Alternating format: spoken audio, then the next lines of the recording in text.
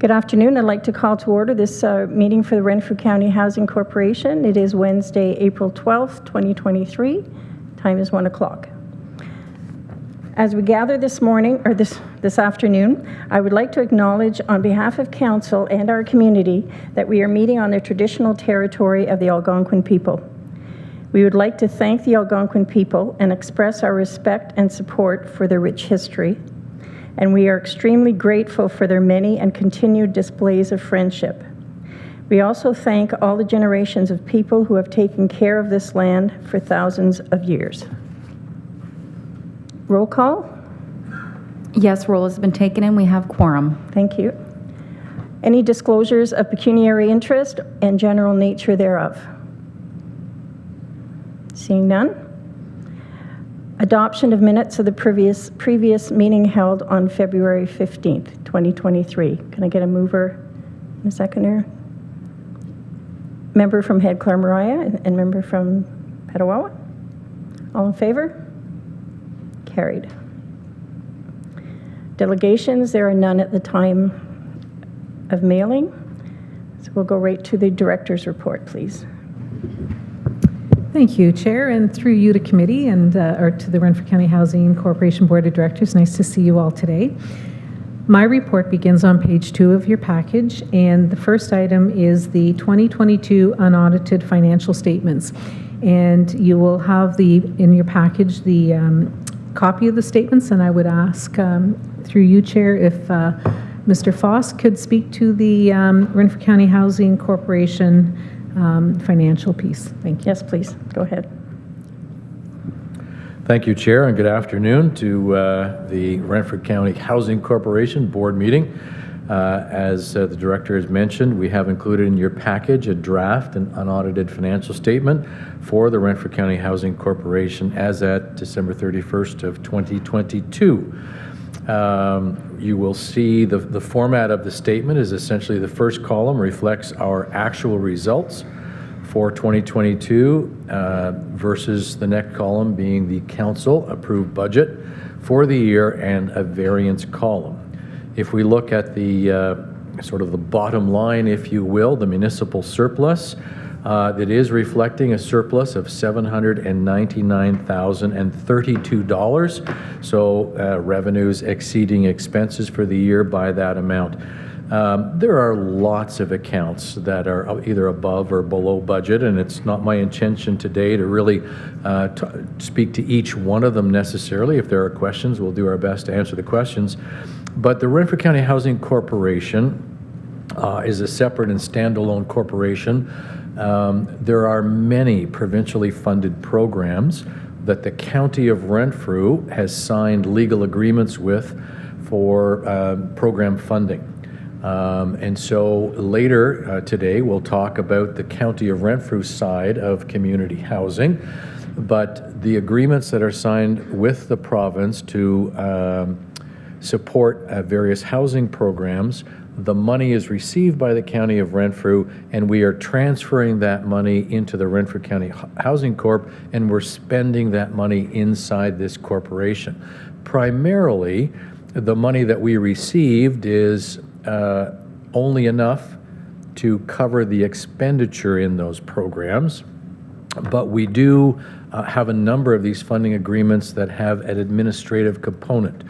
So quite often, the money that is received, the province recognizes that someone has to administer these programs, and so that's staffing time, office and administration costs, and so quite often these programs will have clearly identified an administration component, allowing us to keep that money to offset our expenditures. We don't have to reconcile that difference. It's just a portion of the funding can be set aside for the Housing Corporation to keep. The rest of the money then has to be spent directly on supporting the program itself. So the Housing Corporation actually did fairly well with this administrative revenues. If you kind of look at the financial statement, there's a number of it sort of says county transfer. I'll just go from the On the revenue side, 3 lines down, you'll see the CHIPPY program and CHIPPY administration. And so we received for CHIPPY administration $261,000 against a budget of $123,000. So we have $138,000 in surplus administrative revenue that we're able to keep. Happens to be that they were winding up the CHIPPY program, so this is the final payout of the administration component to us. But if we were to total CHIPPY administration along with COCHI administration, the COHB program, that administrative allowance, the HPP program, that administrative allowance, and then the OPHI administrative allowance, in total, that would explain $184,000 of our $799,000 surplus. So administrative money that we hadn't planned on, but that we received that is directly connected to these programs. The second item I draw your attention to is right at the bottom of the revenue section. You'll see that, I'm switching between screens here. You'll see tenant revenue, where we budgeted $4,554,000, and we budget our tenant revenue essentially based on the actual revenue received in the prior period. Of course, the rent geared to income makes it very difficult for us to make hard and fast rules around how much rent revenue we're going to receive from any of our units, because as folks are moving in or moving out, or even while they continue to live in our housing units, their income status may change. And so the rent that they are paying us is directly related to the income that they are receiving. So, pardon me. So we estimated $4.554 million. The final tenant rent revenue received was $4,992,000. The difference is $438,000. Unexpected, and also helps to explain the surplus for the Housing Corporation. The next item I just draw your attention to is investment income. And again, investment income is fairly close to the bottom of the revenue section. Interest on investments, we had budgeted $38,000. Again, that's based on the income that we had received on average in prior years for the Housing Corporation. And in 2022, the Bank of Canada increased their bank prime rate 7 times. And our investment accounts with the Bank of Montreal are tied directly to bank prime. We earn bank prime less 1.5%. So those, although, for folks that are borrowing money, they're getting pressure on debt servicing costs. For those that have money to invest, we directly benefited from these increased interest accounts. And so overall, $83,000 of additional revenue in interest income for the Housing Corporation. And then finally, just drawing your attention to some of the COVID money that was available to us. Again, there was $562,000 transferred into the Housing Corporation for COVID support, but we were able to hold on to $90,000 of that for administrative costs within that funding envelope. So if we add all of those items together, we're very close to explaining the entirety of our $799,000 surplus within the Housing Corporation. So admin revenue that's connected to a number of those provincial programs, interest revenue, tenant revenue that exceeded budget, and then finally there was some administrative dollars available to us to hold on to within the Housing Corporation tied to COVID. The other thing I'll just comment on is, of course, we're in the business of providing housing. Housing stock is expensive. We do our very best every year to support the housing stock with respect to major capital improvements or major building repairs. So just highlighting the efforts that went into the infrastructure, if you will. In the expenditure side of things, if you look close to the very top, you'll see building capital repairs non-TCA. So those are major repairs that don't quite qualify to be capital asset additions because they haven't exceeded our policy for threshold. So for example, if we're doing a shingle roof, if it's a minor repair of $1,000 or $2,000, that's going to go into a repair expense account. If it exceeds $5,000 for a shingle roof, then it qualifies to be considered as a tangible capital asset. So just as an example, there's a difference between operating expenses and capital investment, renewal of our capital stock. So in total, we had budgeted $686,000 for major repairs. And we spent $792,000, so about $100,000 above budget in total major repairs. Repairs of a minor nature are under the building repairs and maintenance account. We had budgeted $441,000 and we spent $841,000. And finally, with our capital, it's shaded in yellow toward the bottom of that list, surplus adjustment, tangible capital assets, we spent $2,006,000 against a budget of $1.4 million.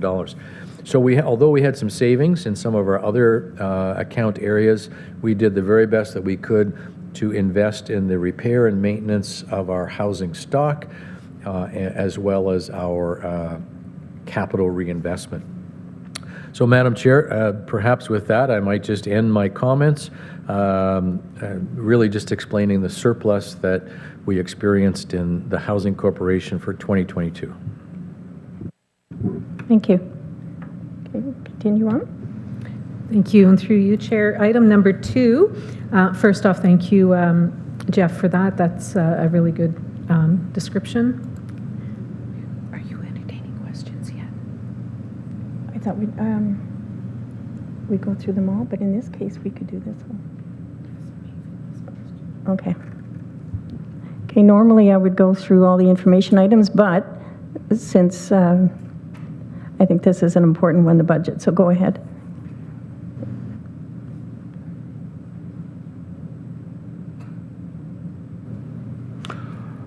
Thank you, Madam Chair. Just one quick question, but first I have to say, would you like to look after my financing too? But the real question is, under the revenues, the gain/loss disposal of assets, what would that be? Go ahead, please. Thank you for the question, and through you, Chair.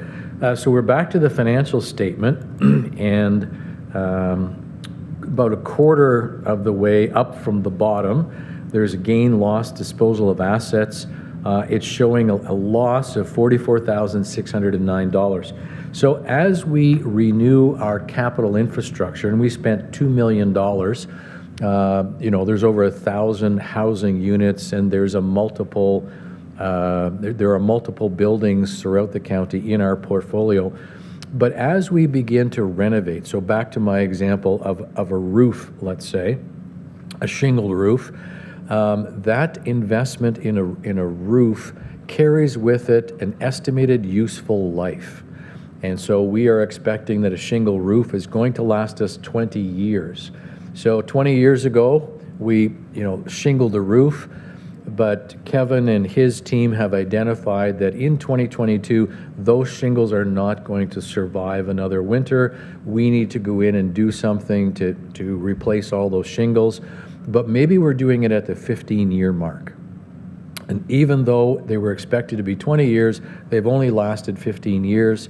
So there's still an undepreciated capital cost of those shingles that's still there.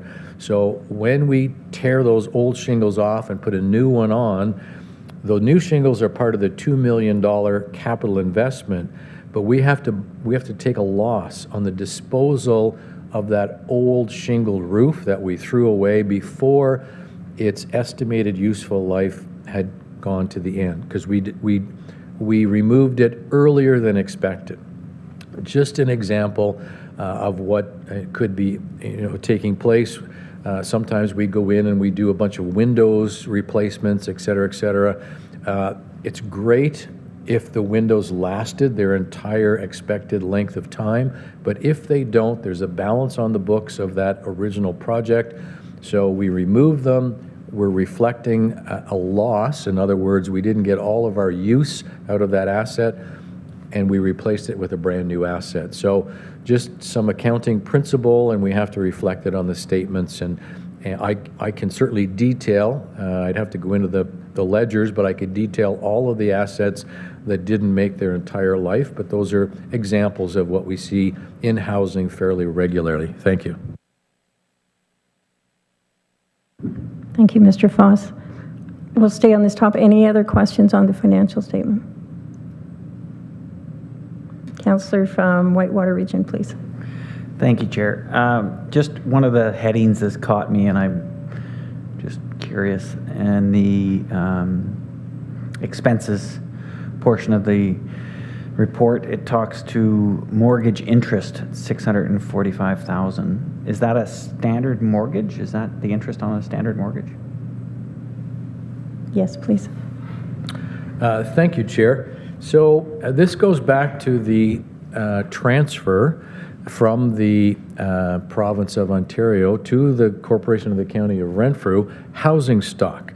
And so we became the owners of, or being responsible for public housing in 2001. I think it was October of 2001. Many of these properties were built in the 1970s with 50-year debentures. And so at the time of devolution, there was still debentures that were tied to some of our public housing stock. And gradually, year over year over year, we start to, these debentures are fully paid off. But the financing agreement between us and the province of Ontario was, we're going to transfer the housing stock to you. We're also going to transfer the responsibility for these outstanding debentures that are tied to the title of all of this stock, but we're going to transfer you funds. We're going to transfer you money to pay your principal and interest costs until these debentures fully run out. And I think 2026 or 5 or 6, we are at the end of all of the debentures from that transfer that happened in 2001. So you will not, you won't see any of that debentures that are tied to that stock. There were, we've assumed ownership and control of a number of nonprofit housing providers, and that nonprofit housing providers, Apiongo comes to mind. There was a 63 Russell property. There were a number of properties that had private mortgages tied to them, in addition to the public housing stock. But I think most of those are done by 2028 as well. So again, just part of our assumption of these properties and these buildings. And so for those privately held mortgages, there were 3 separate mortgages that transferred as well, but they're almost at the end of their life as well. So we're very close to not having any debt servicing costs for our properties within the next couple of years. I should have had those notes, but we're getting very, very close to it now. Thank you. Supplemental? Thank you, Chair. Okay, and that explains my second question. The provincial subsidies debentures revenue of 620, is that transfer from the province back to cover? And then the difference between the 620 and the 645 would be the not-for-profit homes that the province would not be offering a subsidy on.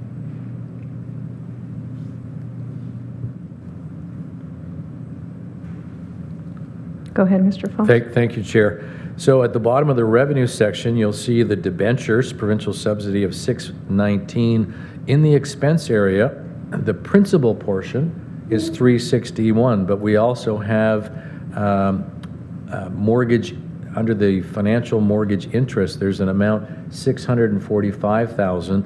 Only a portion of that is tied to the provincial mortgages, The rest of that balance are these private mortgages that didn't transfer to us, so there's no provincial subsidy for those particular mortgages. Perhaps in a future meeting, Madam Chair, though, I could bring a brief report just summarizing sort of the origins of our debt that was transferred to us, as well as the private mortgages, and what has been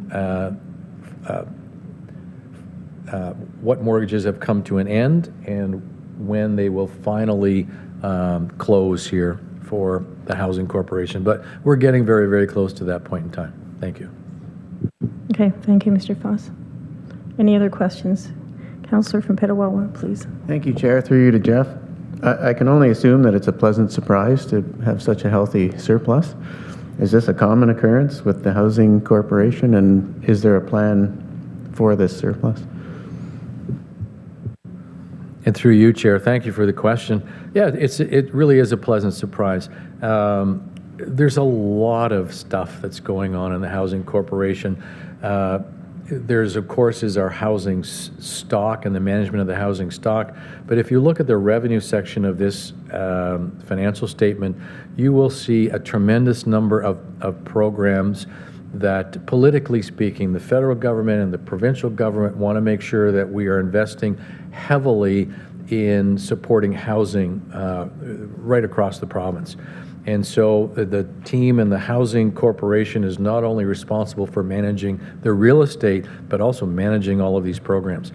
As I said, you know, the whole surplus is really just being driven by 4 different areas. These special programs that are big programs and multi-year programs come with a small administrative component to them. Some we expect. Some of the new ones, we had no idea that we were going to receive any administrative money. So there's a surplus generated this year because of that admin money.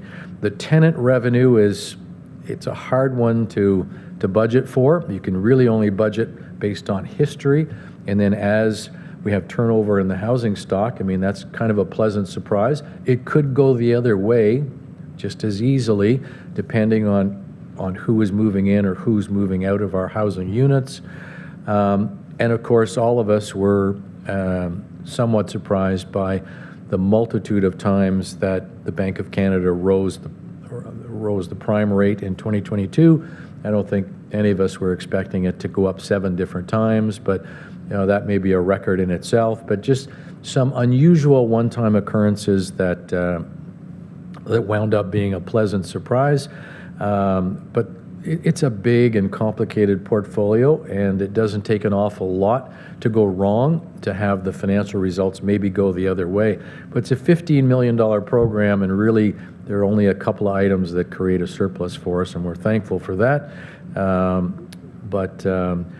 You know, I think every year at budget time, and again for 2023, that team has a really close look at all of the programs that they know are coming our way, that we're responsible for, and then they have to ensure that they manage that funding that's coming from the province really well to ensure that we don't go into a deficit situation on any of these special programs. So hats off to the entire team, to Jennifer and her team for doing an excellent job at keeping things under control in the Housing Corporation, and all of us with a pleasant surprise at the end.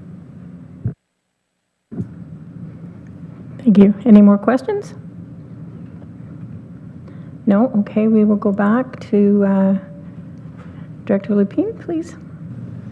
Thank you, Chair, and through you to the board. Item number 2 is the Community Housing Capital Projects Update, and with your indulgence, Chair, I would like to ask Manager Kevin Radis to speak to this. He oversees the capital projects within our Renfrew County housing portfolio, and if you don't mind, we'll have Mr. Radis speak to the chart that he's attached as appendix number 2. Thank you. Yes, please go ahead. Thank you, and through you, Chair, to the board. In item 2 in the attached appendix is just an update of the 16 projects that we have identified for the RCHC portfolio this year.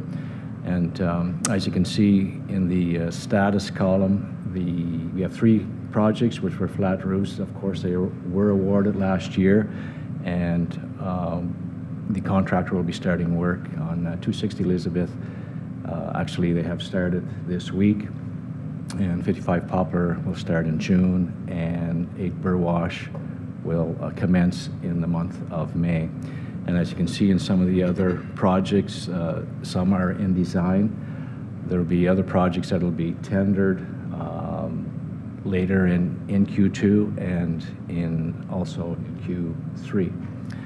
So that is, again, just a summary of where we're at with the 16 planned projects for 2023. In item number 3, it's regarding the demolition and removal of the single unit structure 202 Cecil. So in March of last year, 2022, we received a report from a structural consultant determining that the single-family dwelling was deemed uninhabitable due to significant structural deficiencies and evidence of mold. So in September of last year, 2022, a consultant was contracted to oversee the design and demolition of the existing building on that property. And in November, a tender was issued with a closing date of December 15th. And the staff, we reviewed the proposals, and the contract was awarded to the lowest bid, being Armour Construction from Ottawa, Ontario, in the amount of $41,388. And the contractor started the work in February of this year, where they started the work on the interior of the building, where they had to remove some hazardous substances within the building. And the final demolition and removal of the building was completed on March 22nd. And I'll end there, Chair. Okay, thank you. Did you want to add anything to that? No? Okay. So that's the end of the information items. We'll go to item number 2. Are there any questions on Community Housing Capital Projects update? Seeing none, any questions on item 3, 202 Cecil Street, the demolition and removal of single unit structure? Seeing none, we have, we'll next go to resolutions. Manager Lupine. Thank you, Chair, and through you to the board. Item number 4, contract approval RE-2023-03-RH-202 Cecil Street Design Build. I'll read the recommendation that the Renfrew County Housing Corporation Board of Directors approve the proposal as submitted by William & Sons, Pembroke, Ontario, for the design build of a new dwelling duplex unit at the property of 202 Cecil Street, Pembroke, Ontario, in the amount of $495,000 plus HST, and further that a contract be executed. Thank you. Could I get a mover and a seconder to bring this to the floor? Moved by the member from Head Clare-Mariah, seconded by the member of Killaloe Haggerty Richards. All in favor? Passed. Okay. Oh no, I don't take the vote until after. Correct.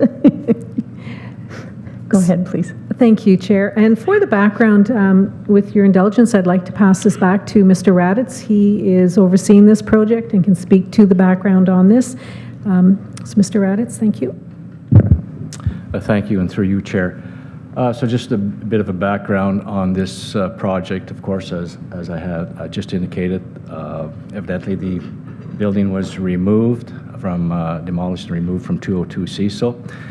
And we had a request for proposal issued to construct a new 2-unit structure. And of course, that the tender was closed on March 14th. And the proposal allowed the contractors to design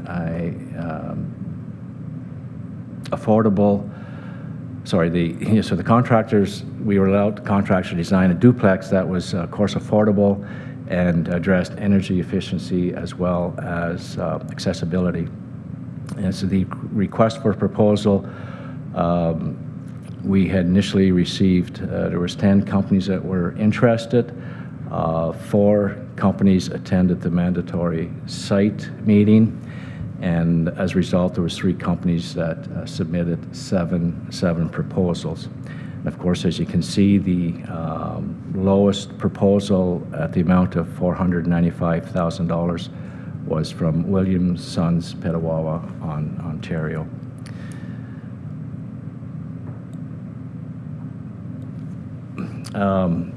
So the requirements for procurement of services was met through the as per the policy of procurement and goods services policy.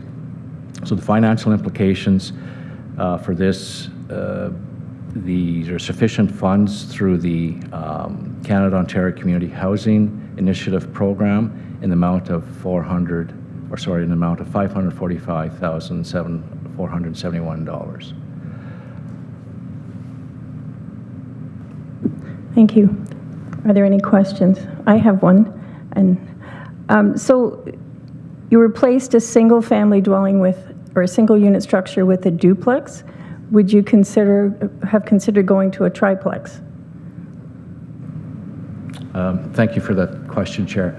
Unfortunately, that particular lot, it was a small lot, 50 by 100, and we're not allowed to construct a triplex on it. A duplex, but not a triplex. Okay, thank you. Any other questions? Mr. Giacomo from Pembroke. Thank you, Mr. Radis. You mentioned energy efficiencies in the new unit. How are the units heated these days, and what other energy efficiencies are being considered? Thank you for that question, and through you, Chair. So in this particular project, we are considering electric heat, and pertaining to some of the other energy efficiencies, of course, windows will be a significant part of the energy efficient program, as well as some additional factors, pertaining to the siding or the exterior structure of the building. We're contemplating on a couple of different items that we may initiate to achieve energy savings.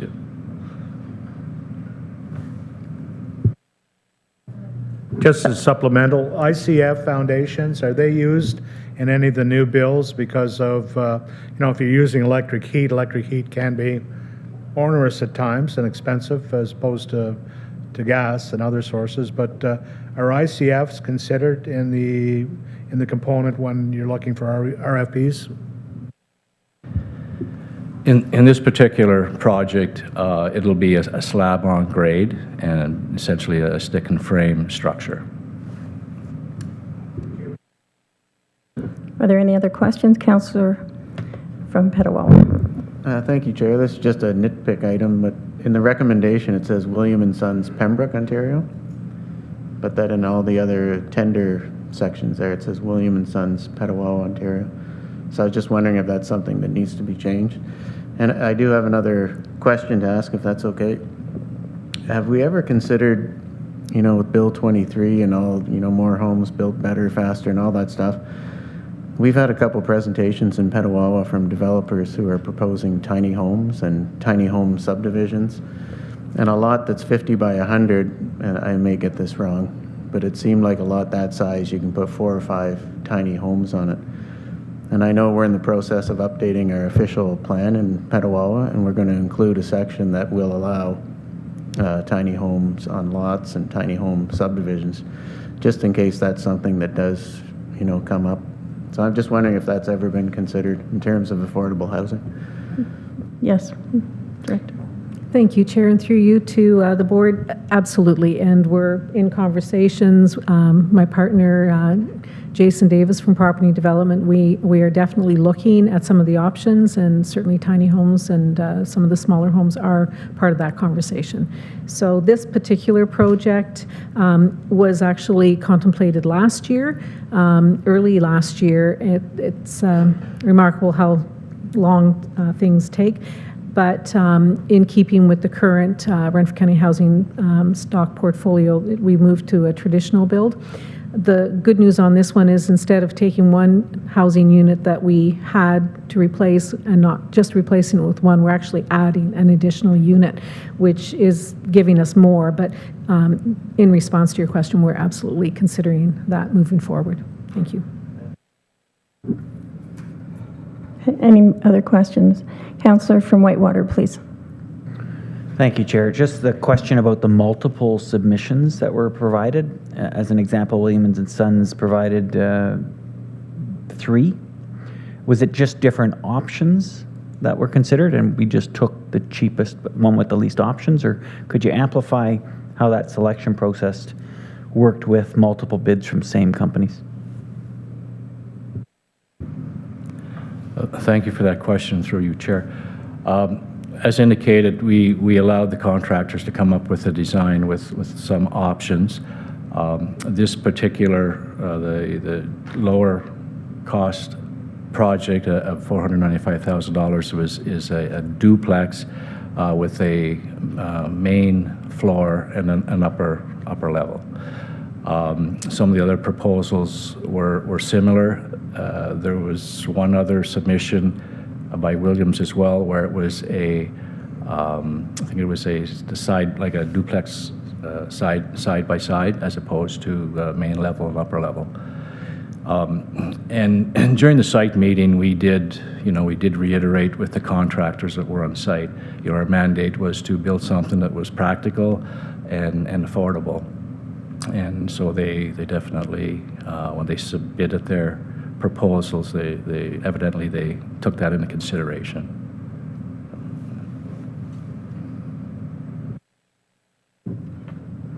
Okay, any other questions? Okay, there being none, can I get a mover and seconder for the report as a whole? Councillor from Petawawa, Councillor from Haggerty Richards. Killaloe, Haggerty, and Richards, sorry. All in favor? Okay. Okay. We also have, yes, we have an addendum as well. Ms. Lapine, please. Thank you. Through you, Chair, to the board, we have a resolution on the floor, item number 5, which is contract approval -RE-2023-05-RH Lee Street window replacement, Pembroke, Ontario. And the recommendation is that the Renfrew County Housing Corporation Board of Directors approve the proposal as submitted by Valley Window and Door, Pembroke, Ontario, for the replacement of windows in 2 townhome blocks, which are 16 residential units located at 1110-1144 Lee Street in Pembroke, Ontario, in the amount of $100,564.42 plus HST, and further that a contract be executed. Could I get a mover and a seconder to put this on the motion forward? Member from Killaloe, Haggerty, and Richards. Member from Pembroke. Go ahead. Thank you, Chair. And maybe once again we can ask Mr. Raditz to speak to the background. He is overseeing this project as well. Thank you. Yes, please. Thank you, and through your Chair to the board. So yeah, just a background on this particular project. Renfrew County Housing Corporation, we issued a request for a tender for the window replacement at 2 townhome blocks. Last year, we did the other 4 blocks. There's a total of 6 blocks in that complex, so we wanted to continue on with the other 2 blocks. And evidently, again, the existing windows, they exceeded their life cycle. So we did receive 2 proposals. As you can see, one from Valley Window and Door that came in at $100,564.42. And as you can see, we did follow the requirements for the procurement goods and services as per the policy. And the financial implications in this case, we do have an approved budget of $125,000. Good news is that it looks like we came in under budget on this project. And Chair, I'll stop there. Okay, thank you. Are there any questions? Councillor from Petawawa. Thank you, Chair. Is the Housing Corporation eligible to apply for, I know there's some government grants and perhaps hydro grants in terms of replacing windows and doors. Are we as a corporation allowed to apply for those rebates when we install windows? Director Lapine.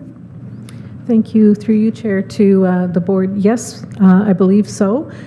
This already is covered through some of the funding that so some of these are efficiencies that will definitely meet the qualifications under that recent funding that we spoke about last month through Canada Mortgage and Housing. And I believe we do apply for rebates when we can. Hope that answers your question. Thank you. Any more questions? Seeing none, I'll call the vote. All in favor? Passed.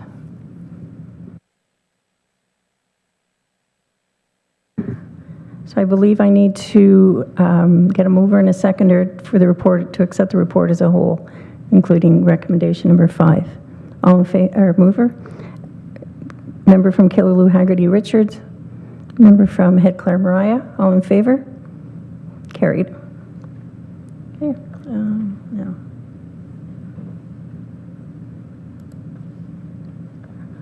Sorry, I have to go back to the beginning.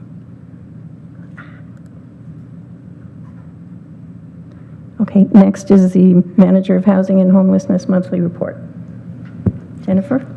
Good afternoon. The Manager's Report begins on page 6 of your package. Starting with information item number 1, the Canada-Ontario Housing Benefit. This benefit is a portable rent allowance that is based on household income as well as local average market rent rates. And eligible households include survivors of domestic violence and human trafficking, people experiencing or at risk of homelessness, Indigenous people, seniors, and people with disabilities. To qualify, households must be eligible to be on the Rent Geared to Income Housing Registry waitlist.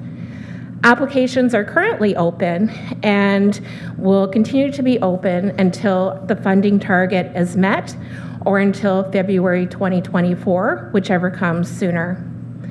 Appendix 1 shows the planning allocations for all Ontario municipalities that are receiving the COB allocation.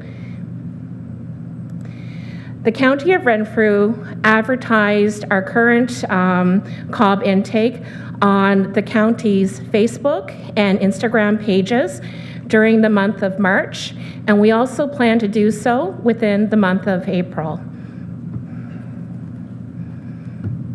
To apply, households should contact our office at Renfrew County Housing Corporation by phone or in person. Applications, there's an initial eligibility assessment that is completed in office or by phone, and then the housing caseworker will set the person up with an Ontario login so that they're able to have their application submitted directly to Ontario that processes the application and then issues the money from there. On our website, we also have an update for the Canada-Ontario Housing Benefit that provides program information, but also provides several examples regarding the different types of benefit calculations. I have a few examples to share today. So example number 1 is a single person household in receipt of Ontario Works that is renting a 1-bedroom apartment. In this situation, the average market rent is $829. That's prescribed through the Canada-Ontario Housing Benefit Program. The shelter allowance component that they have through Ontario Works is $390. If their actual rent amount is approximately $1,000 plus $150 for utilities, their COB monthly benefit payable directly to them would be just over $500. For a single person that's renting a one-bedroom apartment who is in receipt of old age security and the Canada Pension Plan, so again, the one-bedroom apartment has an average market rent set at $829. There's no shelter allowance applicable. That's only applicable for Ontario Works and ODSP. The actual rent amount in this scenario, we'll say $1,113 plus $75 utilities. And the COB monthly benefit would be $120.79. And I'll provide one more example, and this would be for a single parent family that's renting a 3-bedroom unit and their primary income is ODSP. The average market rent for a 3-bedroom unit is $1,274. In this example, their actual rent amount is $2,900, and their COB monthly benefit is $477.40. So these examples are available online, and we also provide the equation as to how the COB benefit is calculated online for those who want to be able to access that information and do their own preliminary assessment. However, we welcome people to contact us directly and let us know of their circumstances to see if they can qualify for that program or possibly other programs. Next would be a resolution. Sure, go ahead. I'll start by reading the recommendation. So this is regarding the Homelessness Prevention Program, the Rent Allowance Program. The recommendation is that the Renfrew County Housing Corporation Board of Directors approve raising the rent allowance by $25 per month per household effective May 1st, 2023, and that the new monthly rates be as follows: $300 per month for households without children and $400 per month for households with children. Could I get a mover and a seconder? Councillor from Petawawa and Councillor from Head Clare Mariah. Go ahead, please. We'll continue with the background information. The rent allowance program is available to households who are on the centralized housing wait list to help with rent affordability as they wait for an offer of rent geared to income housing within Renfrew County Housing Corporation. The rent allowance program is also available to people who are chronically homeless and registered with the County of Renfrew Built for Zero Homelessness Initiative. The number of available allowances depends on the funding allocated to this initiative through HPP funding. And for 2022-2023, for the fiscal year that we just closed out, the allocation was $600,000. And that resulted in approximately 156 households who were assisted with a rent allowance to help with rent affordability. Rent allowance rates have not increased since 2017, when the rates were initially set at $275 per month for households without children and $375 per month for households with children. An increase of $25 per month per household is recommended due to financial pressures caused by increased cost of living expenses. Thank you. Are there any questions? Councillor from Killaloe Haggerty Richards, please. 2007, oh, thank you, Chair. $25 increase since 2017. Is that really enough? Thank you. Through Chair, go ahead, through you, please. Chair, to the board. It's a difficult task to determine how much is enough. when the allocation amounts are not infinite. So what we look to do is to balance, will the rates be meaningful enough to help with rent affordability, but also be set reasonably so that we're able to help as many households as possible. So we're balancing individual household needs for affordability, but also trying to maximize outreach to the community with the number of rent allowances. More is always, nice, but when we look over at allocating money out to all of our programs that are funded through the Homelessness Prevention Program funding, this was the most that we thought that we could do at this time. Supplemental? As much as I appreciate the equation and everything that went into it, the Bank of Canada rate went up 5.6. You go out and buy lettuce, celery right now. It's outrageous. And I don't see $25 being enough. Sorry. Director Lapine, please. Thank you, Chair, and through you to the board. We recognize that it was time to look at an increase. One of the things that we probably will do is bring it back in subsequent years as well to see if we can continue to increase slowly over time. I think what's important is that we bring forward something that is reasonable, certainly subject to the board's agreement, but also it allows us to still onboard more families onto this program. Again, the budget's is a certain amount. It's not a never-ending pot of money, so we have to kind of balance it out. But definitely recognize what you're saying. However, I would suggest that we will be coming back at a later date, possibly next year. I can't commit to that right yet, but definitely looking at increasing it over time. Thank you. Any other questions? Councillor from Petawawa? Thank you, Chair. Through you to staff. Just for clarity's sake, is the COHB rent allowance program the same as the HPP rent allowance program? Or are those two different programs? And do applicants, they have to apply for both of these programs separately? Thank you for the question. Through you, Chair, to the board. They are two different programs from two different funding sources, and it's not necessary for an individual to apply multiple times. If they identify that they have a housing need, then our staff will work with them to see whether or not it's advisable that they be on the rent geared to income housing wait list, or if they, if COB's available to help them apply for that, or, to take the information that they may already have with us and see if they could qualify for a rent allowance through HPP.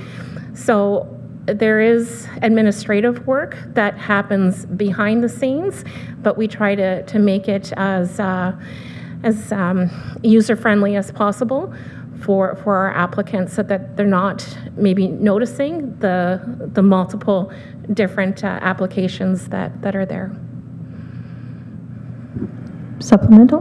Yeah, this is just more of a comment, and obviously your staff is, it's a bit of an administrative nightmare. You're probably overworked and stressed out all the time trying to administer all these different programs, as well as the people who are in need who have to apply for all these different programs.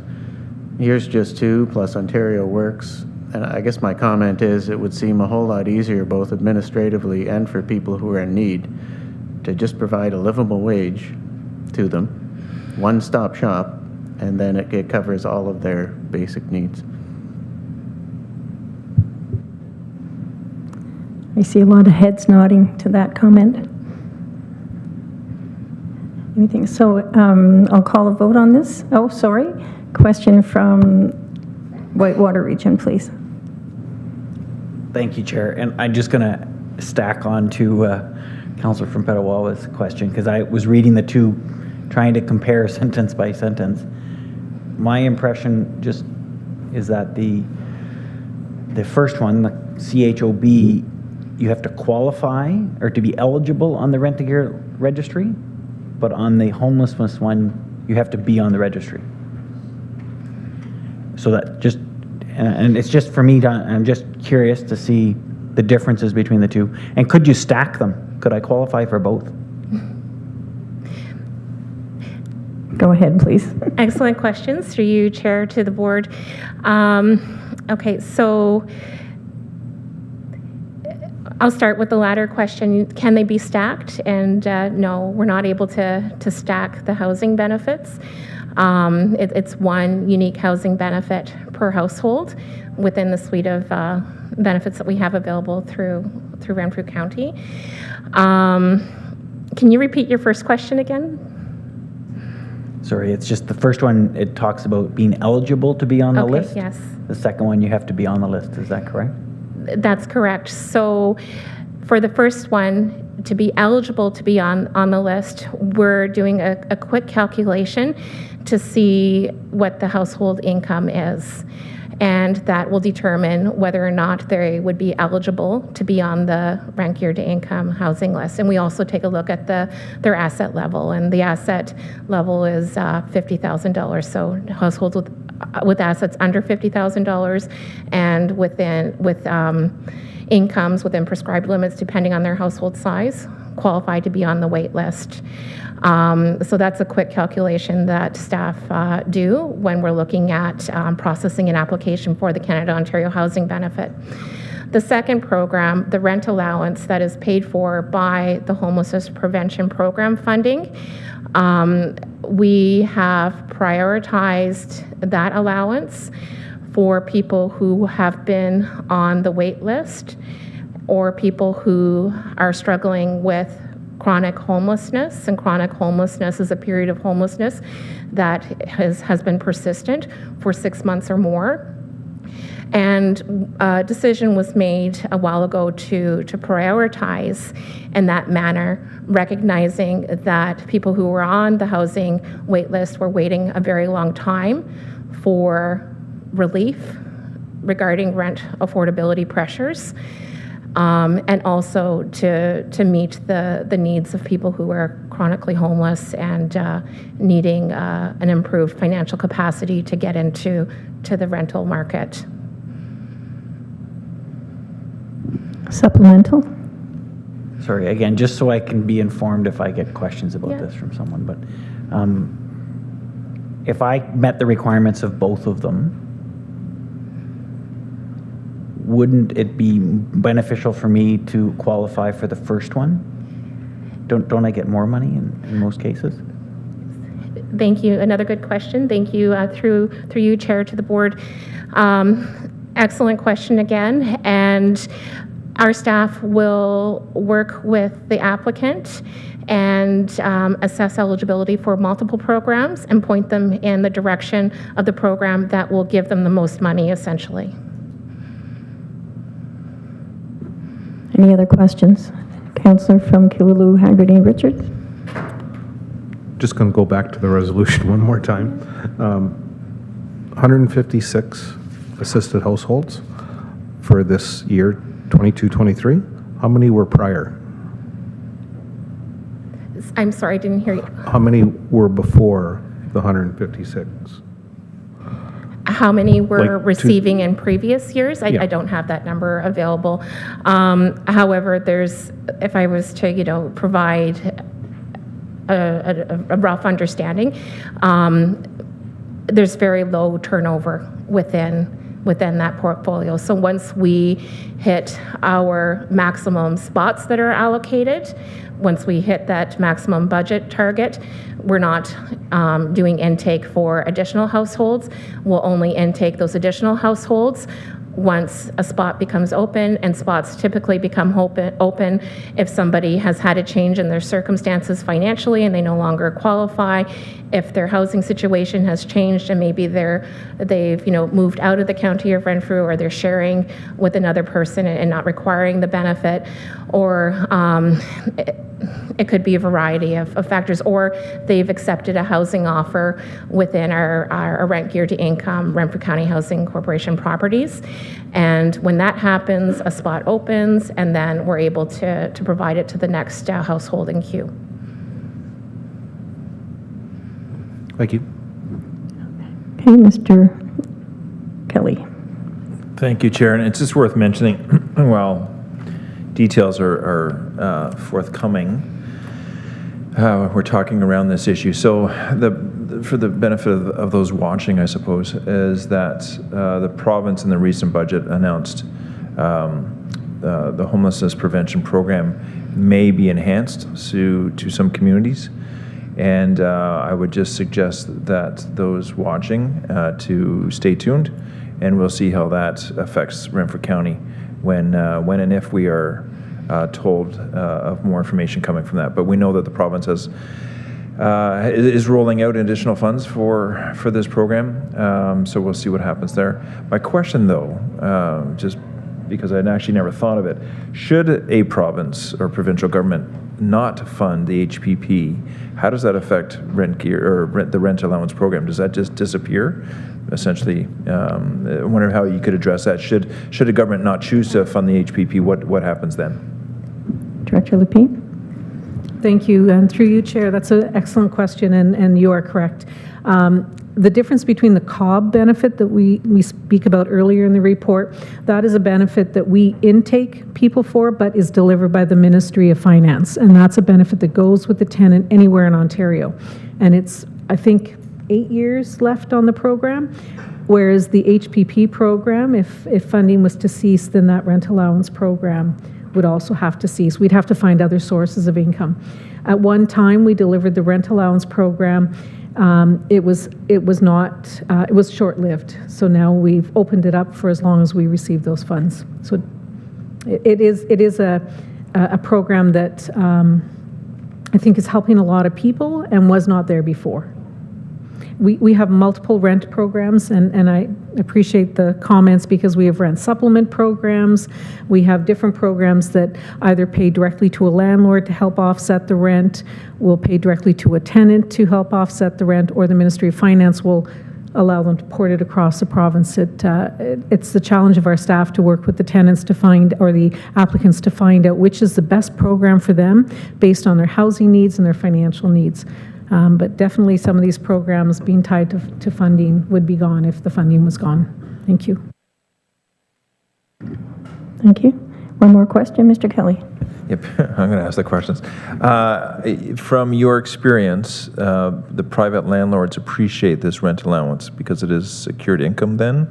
I wonder how you could address that in terms of if I was a private landlord looking to make units available for someone in need. Certainly, through you, Chair. We have some really great relationships with landlords across Renfrew County, and we're always interested in talking with other landlords about the possibility of advocating for housing for people who need it. I do believe the landlords and our applicants, our recipients, really do appreciate it, because when we look at, the ability to have housing stability, housing retention, having the financial means to do so really goes a long way. And when we look at, what does this mean to the households are receiving it, for a single household or a household without children, that's $275 within their limited budget. And for a family with children, as it is today, it's $375. So it is a very meaningful program.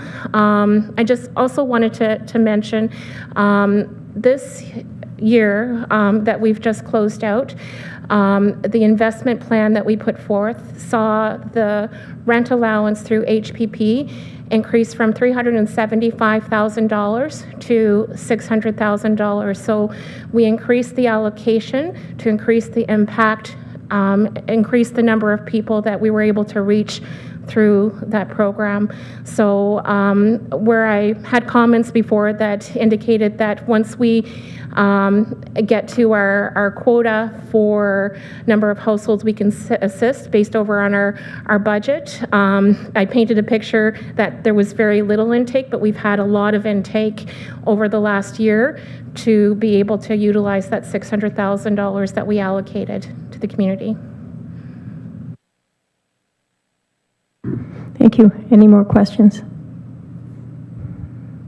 Seeing none, I'll call for the vote on this on this resolution. All in favor? Carried. We'll go back to item number 1, the information item on the Canada-Ontario housing benefit. Are there any questions on this? Seeing none, then I need a motion, or a mover and a seconder to accept the manager's report as a whole from Councillor from Petawawa and the Councillor from Whitewater. All in favor? Carried.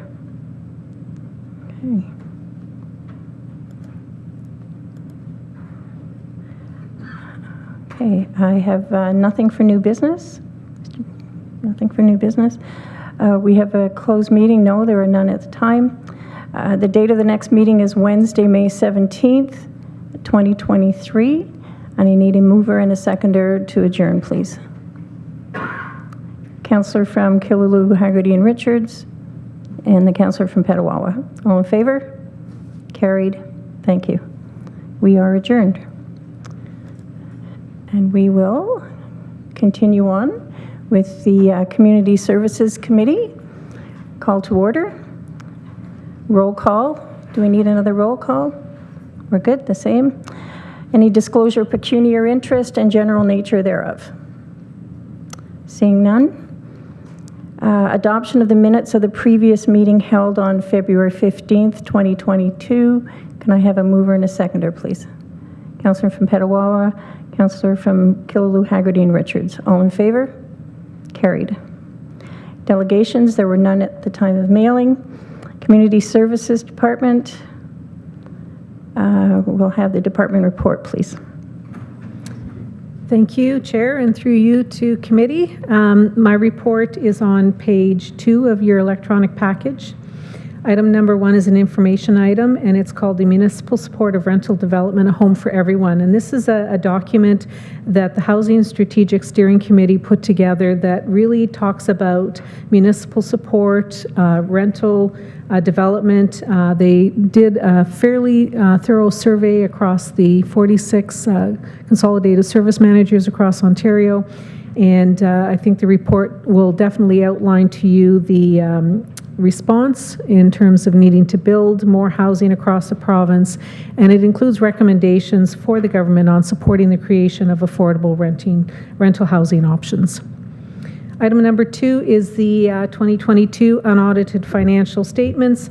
Once again, if I may, I'd like to pass this over to Mr. Foss, who can go through the unaudited financial statements for 2022. Mr. Foss, please. Thank you very much, Chair. So on page 33, then, are the 3 departments that are reporting up through this committee for community services. That's Ontario Works, Childcare, and Community Housing. So just a little note on community housing. Of course, this is the department within the corporation of the County of Renfrew that is reporting housing-related activities. And as I mentioned, it's the County of Renfrew as the service manager that signs all of the service agreements with the province of Ontario to deliver housing services within Renfrew County. And so within that department, you'll see provincial subsidies being received, and then us transferring those subsidies to the Renfrew County Housing Corporation, and we reviewed that activity earlier in the report today. So what I'd like to just do is very, very quickly, this talks about the year-end financial results. Again, these are draft and unaudited statements. Later this year, I think the target is June, we will have our external auditors coming to present their auditor's report and the final year-end consolidated financial statements. But we very much believe that nothing is going to change from the numbers that we're presenting to you today. Ontario Works, you will see a budget that Council approved for 2022. That's a municipal levy budget. Many of these programs and services are fully funded by the province of Ontario, but there is a municipal cost share. We approved a budget of $1,338,041. The final year-end numbers were $1,199,374. So we have a savings of $138,000. I'm just going to go about halfway down that group of accounts. You will see a big number, social assistance benefits at $10,421,000.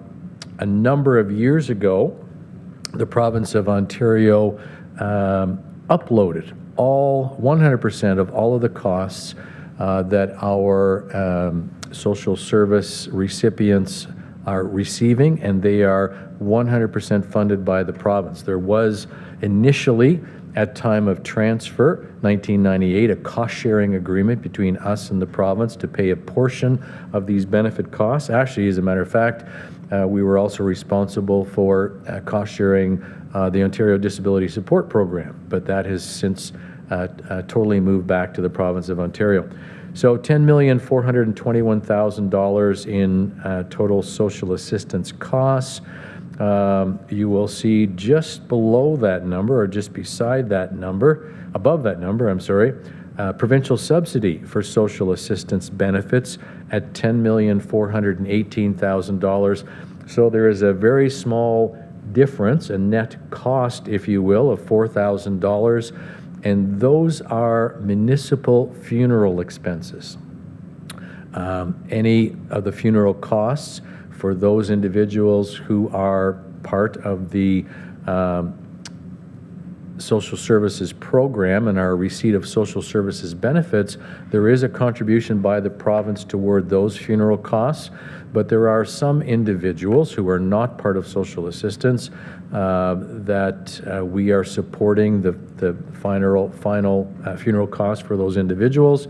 And so over the course of the year, about $4,000, and that is the only net expense that we have at the County of Renfrew for benefits that are going directly to social assistance recipients.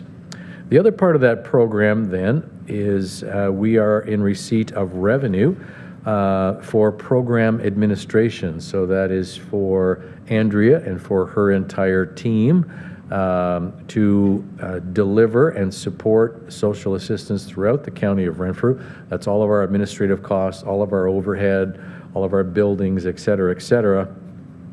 We received $2,448,000 from the province of Ontario toward those administrative costs, and our actual costs are about $120,000 less than that. Unlike many of our other provincial programs where our revenues is very much dependent on how much we're spending, the province of Ontario has given us a fixed amount to be spent towards administration. And if we don't spend those funds, we're not returning them back to the province of Ontario. They stay with us as a service manager, the corporation of the County of Renfrew. So because of that, we are enjoying a small surplus of $138,000. As well, our partner, the City of Pembroke, is also enjoying a small surplus based on their budgeted contribution toward the Ontario Works program. We cost share between the County of Renfrew and the City of Pembroke based on an arbitrated agreement, and I think that goes back to 2001. 80% of the total municipal cost is shared based on caseload, those cases in the city of Pembroke versus the rest of the county of Renfrew, and 20% of the municipal cost is based on weighted assessment.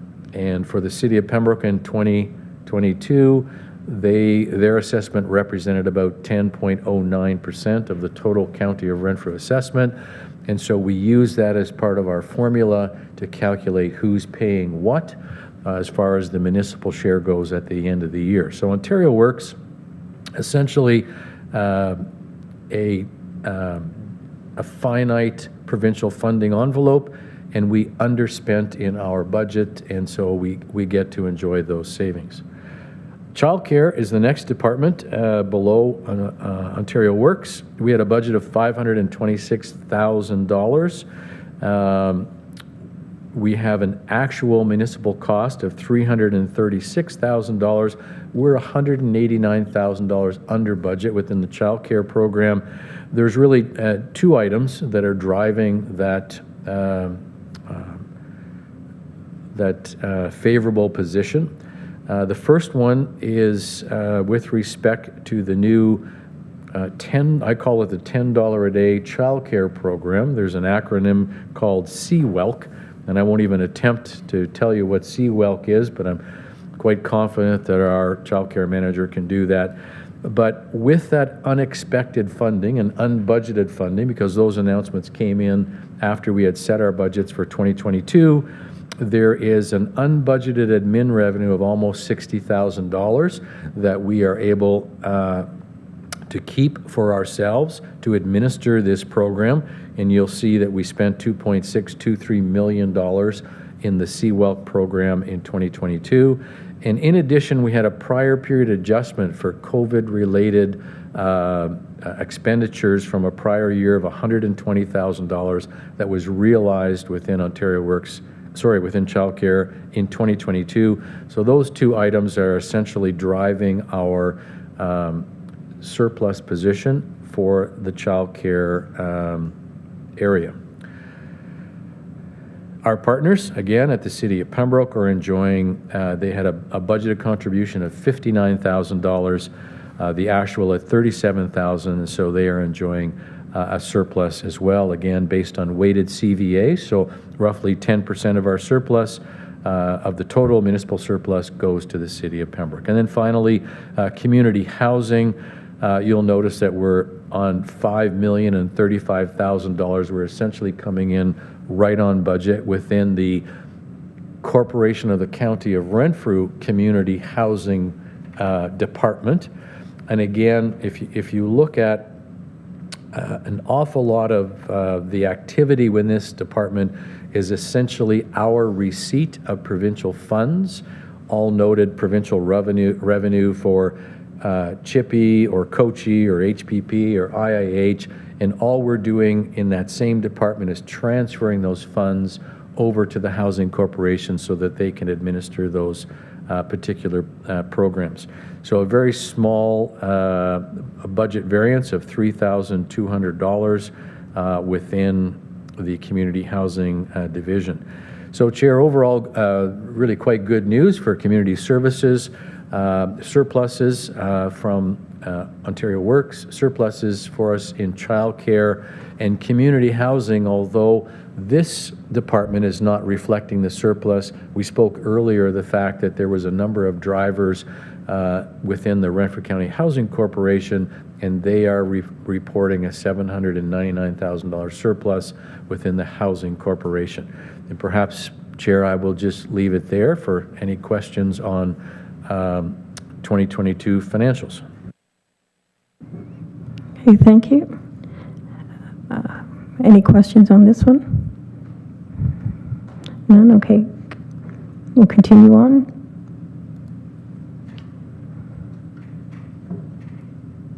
Okay, sorry. Ontario Works Division Report. Thank you, Chair, and through you to committee. Good afternoon, members of Community Services Committee. The Ontario Works report starts on page 34 of your package. And information item number 1 is to update you on some dental program changes within Ontario Works. So we have a dental claims administrator who we've had for over the past 10 years. It's ASERTA. And ASERTA has been doing a great job of administering all of our dental benefits for clients. And the process has been very paper-based. We print dental cards in the office for all recipients and mail them on a monthly basis to our clients. The ministry, many of the service managers across the province do use ASERTA to administer their dental program. And so the Ministry of Children, Community and Social Services has been working closely with ASERTA to try to develop an electronic process for dental claims administration. As part of the ministry's digital first strategy, they're really trying to reduce the use of paper and help municipalities reduce the administrative burden as well as cost savings that's involved with paper-based and mailing processes. So we were really pleased to be able to introduce the new system with ASERTA. It's called EVP, Eligibility Verification Portal, which has enabled us to remove the process of printing paper dental cards. We do have receive on a weekly basis through a secure portal a spreadsheet from the province that identifies all eligible clients and families on Ontario Works, and we're able to securely upload that information to ASERTA. And this allows our clients to have the convenience of just going to their dentist and just providing their name and not having to produce a card. So really pleased about that. It certainly makes the process a lot less burdensome for clients in terms of cards and tracking, and it's also saving our staff with some of the printing processes. Moving to item number 2, this is with regards to the Coldest Night of the Year fundraiser. This is a fundraiser that's run across Canada. About 100 communities take place. It's a fundraiser that is designed to raise awareness about homelessness in Canada in the cold winter months. We were really pleased to participate with the Grind Pembroke, who does participate in this fundraiser, and we had a team from Community Services that walked in the walk, which took place in the city of Pembroke on the 25th of February, and the Grind exceeded their fundraising goal and were able to raise a total of $105,000 locally for their organization, which this is really one of the Grind's major fundraisers for the year and is really important for them in terms of being able to continue the high level of programming and programs and food services that they do offer to the community. Item number 3 is about food insecurity. I've attached for committee's information as Appendix 1 a report that was written by the Renfrew County and District Health Unit entitled Food Affordability in Renfrew County and District 2022. And this report talks about food insecurity and the correlation between poverty and poor health, and does identify a number of certainly very concerning facts that are highlighted within this report. It does talk about many things that our staff do, see and experience and work with people on a daily basis, helping them with some of these, very real struggles around food affordability. We know that costs have been increasing significantly, and some of the programs just are not, keeping up. The report itself does talk about the social assistance rates, and certainly in Ontario Works, the rates have not been changed since 2018. And, certainly, many of our individuals and families that we're working with are facing some very tough decisions around paying for their rent, versus buying food for their family. So I think a really, meaningful report. Certainly in Ms. Dombrowski's report, and it was discussed earlier about, some of the rent subsidy programs. I certainly hear Councillor Mayville's comments. I can certainly say with confidence that every Ontario Works family could benefit from a rent allowance program to help, bridge some of these gaps between the amount of income they have available and the cost of living. Unfortunately, as Ms. Dombrowski mentioned, we don't have 1,200 rent allowance programs, but our staff do work really, closely with clients and try to help them navigate the programs that are out there and match them up with the programs that will help them the most. In terms of ongoing Ontario Works recipients, the COB program, the Canada Ontario Housing Benefit, is the most beneficial program for them based on their income levels. It does allow them to have a slightly higher level than some of the other rent allowance programs. So, very important report. There has been lots of advocacy taking place across the province about the social assistance rates. And I know certainly, in this committee, our chair and the warden, attended delegation at Roma and had the opportunity to meet with the Minister of Children, Community and Social Services and advocate for an increase in social assistance rates. So lots of advocacy going on, and certainly, hoping to see, some movement, as we go forward, because it's quite a challenge. Item number 4 is to provide this committee with an update on the employment services transformation in Ontario. On the 27th of March, Director Lepine and myself, as well as the 2 Ontario Works supervisors and our employment services lead, attended a meeting with Serco Canada Incorporated. And Serco is the new service system manager for the Kingston-Pembroke region, which our office falls within.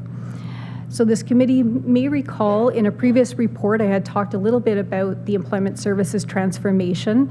Back in 2019, the Ministry of Labour, Immigration, Training and Skills Development announced that they wanted to integrate the delivery of Employment Ontario and identify one service system manager for each of the 15 economic regions that MLI-TSD has, and that they would be rolling this out in a staggered, phased approach. So our region will go forward with this transformation in October of this year, so in the fall.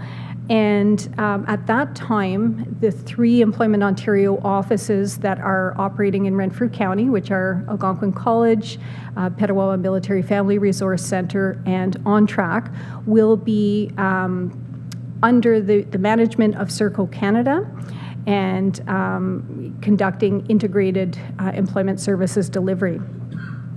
So we were pleased at the meeting to learn a little bit more information about Serco's plans for the fall. They did communicate with us that they do intend to move forward with integrated employment services delivery with the provider network that is in place now. So meaning the staff that are working in the Employment Ontario offices in Renfrew County. They do, want to be moving forward with all of those individuals, as well as adding some new players to the table.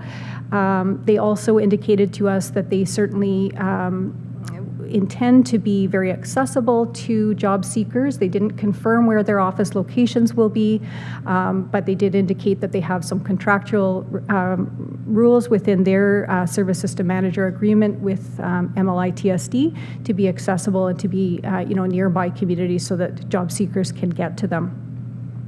And they were pleased to accept Director Lepine's invitation to come to Renfrew County for a site visit to see the county, to meet with our staff, and to meet with some other individuals and some of the employment services providers. So that is underway and being scheduled hopefully within the next month or 2. So between now and our go-live date in the fall, we're our Employment Services Transformation Lead, who is one of our senior caseworkers with Ontario Works. We have removed her from her caseload and from her other duties in order to focus on the planning with Serco. They will be meeting on a monthly basis. They will be developing some referral processes in terms of identifying, which clients are employment ready and ready to be connected with employment services, identifying some communication strategies for between our office and their office. In addition, our Employment Services Transformation Lead will be attending Train the Trainer training. It's been scheduled for next month, and she will learn about how to complete the new modules that will be opened up in SAMS, which is our computer system. There's a new common assessment tool and an action plan, which will be viewable and editable by both Ontario Works staff and Employment Ontario staff. And the idea is that We can enter information about individuals' employment backgrounds, barriers, different plans that they're working on, and when the individual is working with Employment Ontario staff, they can see that information, they can update it, and there's not a duplication in terms of those services. So our Employment Services lead will then later train all of our staff this summer on how to use the software and use the new tools and ensure that we're ready for go live in the fall.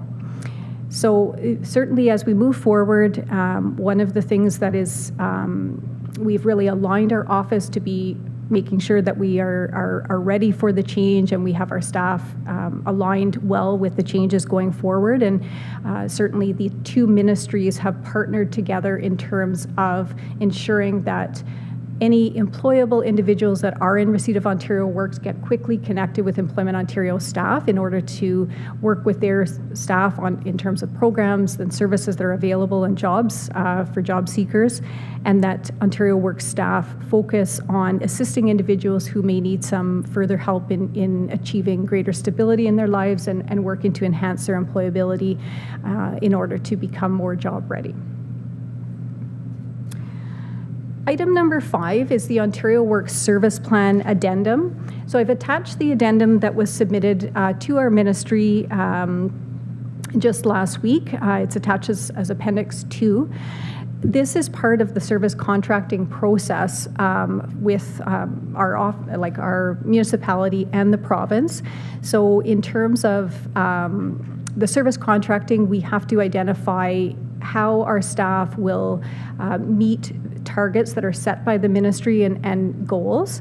So in 2021 and 2022, we had a very detailed service plan that was submitted. Normally, these cycles are done in a 2-year basis. However, this year, due to the employment services transformation, they only asked for more of a shorter addendum just to build on what we had identified in 2021 and 2022. And going forward into 2024, following the employment services transformation, we will have a new service contracting process where some of our targets for our staff will be centered more around helping clients to achieve stability and overcome barriers and challenges, as opposed to the way they are now, which is somewhat relating to employment outcomes. So some changes coming there. As I say, the addendum gives you some summary information that added to the more detailed document that went forward to the ministry. And we are pleased that in 2023, the ministry has advised that there will be no financial recoveries that we could be subject to if we do not meet the targets that were set because of the transformation that's underway and the acknowledgement of the work and the changes that will be coming to our staff moving forward. Moving on to page 36, item number 6 is regarding the Renfrew County Risk Watch. So the Renfrew Police Services Board received funding through Community Safety and Policing Grant to lead this Renfrew County Community Risk Watch table. This is a table that is intended to bring multiple agencies together to identify situations where individuals are at an acutely elevated risk of harm and to work together to provide a collaborative response. The table is to identify individuals that may need to be supported, and that in order to prevent a crisis, multiple agencies need to act together, and that the solutions may be exceeding what one agency alone can offer. I've listed for you the agencies that I know that are at the table. I do know that all community agencies in Renfrew County did receive information from the OPP about this new initiative. In order to be a part of the table, organizations need to make a commitment to attend the training and attend the regular meetings, which will be held either weekly or bi-weekly, and as well participate in any of the actions that are identified by the table as needing to be taken. So there may be a meeting where several agencies meet with an individual after hours or on the weekend that is coordinated and is completed at the same time. this is early days for this table. I am aware that they're going to form a steering committee that will work on really identifying, are the right participants at the table? Does anybody else, need to be at the table? Are there any things that need to change? And to ensure that the 4-filter process for referrals is working effectively. So the attachment number 3 that I've provided for you really identifies what that 4-filter referral process looks like. But, in summary, it identifies whether, how far along the situation is in terms of the level of risk, and in cases that may be brought forward may not be identified as needing to be addressed by the table, but may be sent back to be dealt with by the local agencies if there's other actions that can be taken that have not yet been explored. So we're really, we were thankful to receive an invitation to be at this table, because I think that many of our programs that we do provide, that there is a place for us at this table. It is a commitment, but I think a very important one. In terms of the County of Renfrew, our department is there. There's also the community paramedics that are at the table. We look forward to learning more about, how this will look, and making sure that we're there to help the community in any way we can, in terms of more providing a structure for, we work very closely with many of these community agencies now, but I think this is providing a very structured approach to some of the coordinated interventions that may be required. And the final item in my report is regarding staff training. I included some items just for committee's information to give a sense of some of the training opportunities that our staff attend. We definitely work really closely with many of the community agencies and feel that it's really important that all of our staff have good training on many, either new or emerging, and make sure that they have all the information that we can give them so that they can be very effective in their responses, know how to connect clients to services, and be very aware of what some of the signs may look like when someone is struggling. So on the 16th and 17th of February, the OPP hosted a workshop on positive space and transgender awareness, and this training session allowed our staff to learn about how to ensure that our offices are very safe and inclusive places where people feel that they can come and receive the help that they need, and feel very comfortable in our environments. We also had staff attending the training that was held at the Best Western in Pembroke on the 28th of February. This training session was hosted by Victim Services and was about intimate partner violence and human trafficking. And this session did explore some of the root causes of intimate partner violence and looked at some of the best practices for using a trauma-informed and victim-centered approach to supporting individuals. I also just wanted to let this committee know of a new service that has come to Renfrew County, and it's through the Parents Lifeline of Eastern Ontario, or PLEO as they're known as. They have introduced a new mobile support group for parents and caregivers of youth up to age 25 who are living with mental health or addictions challenges. And they will be holding meetings on the third Tuesday of every month from 6:30 to 8 p.m. in different communities across Renfrew County. So, for example, this month the meeting will be held in Eganville, next month in Petawawa, it'll be in Cobden in June, at Deep River in July. So they want to move this around as a mobile response, and they had asked us to help them get the word out about this new service for families that may need it. Thank you, Chair. That concludes my report. Thank you. We'll go back to information item number 1. Are there any questions on the dental card program changes? Seeing none. Number 2, the coldest night of the year fundraiser. Councillor from Pembroke. Thank you, Madam Chair. I just want to comment on the generosity of the surrounding neighborhoods, to support those in need. And obviously, it's people coming together. And hopefully someday there won't be any homeless people, but if you read the Bible, it said the poor and the rich are always going to be with you. So we'll see. It's up to the community at large to make it happen. And I think it's happening through education. Thank you. Thank you. Item number 3, food insecurity.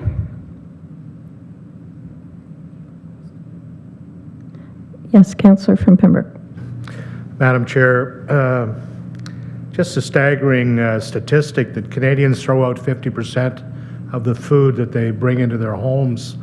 And we're talking about food insecurity and people feeding themselves, etc.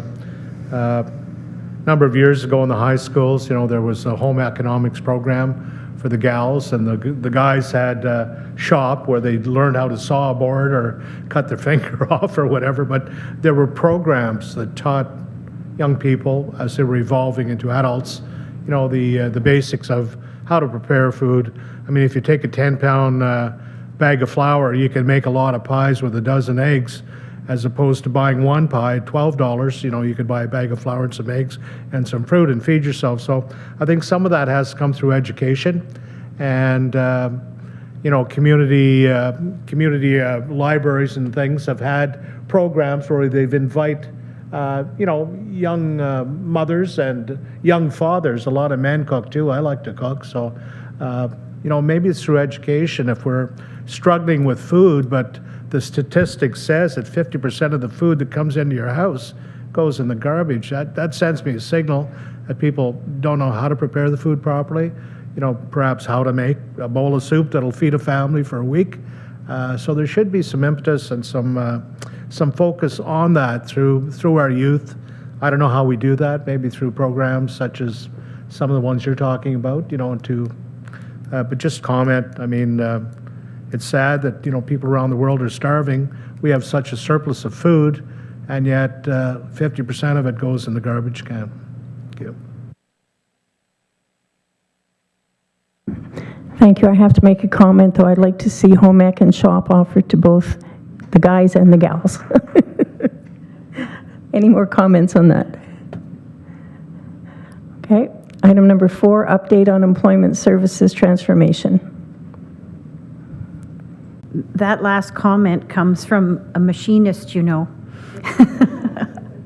I would like just a heads up on number 4. The thing that jumped out to me the most was in your second paragraph when it says their contract requires them to be accessible to job seekers within a 20-minute drive.